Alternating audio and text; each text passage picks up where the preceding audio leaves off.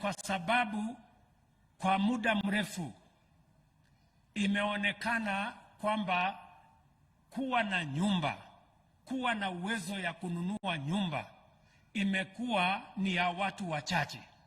Wale wanapata mshahara kubwa, wale wanajiweza, wale mapato yao ni ya juu, wale wanaweza kulipa mortgage 20,000, 50,000, na haijawezekana kufikia sasa tupate nyumba mwananchi wa kawaida ambaye anaweza kulipa mortgage ya shilingi 4,000, 5,000 apate nyumba ya kununua na aite ni kwake.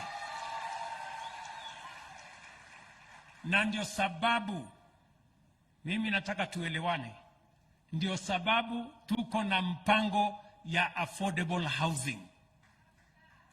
Na ndio sababu hiyo tunataka tukienda mbele kuwa na nyumba. Sio lazima uwe tajiri ndio uwe na nyumba ya kuishi ambayo ni yako. Sio lazima uwe na mapato ya kiwango fulani. Tunataka hata yule mtu ambaye analipa rent shilingi 5,000 aweze kulipa mortgage hiyo 5,000. Baada ya miaka 10, 15 ako na nyumba ambayo ni yake. Hiyo ndio mpango yetu. Hapa across, mimi nilikuwa hapa juzi, hapa Mukuru hapa. Pale tunajenga nyumba saa hizi ambayo mwananchi wa kawaida wa hapa Mukuru ataweza kulipa shilingi 4,600. Baada ya miaka 15 nyumba hiyo itakuwa nyumba yake.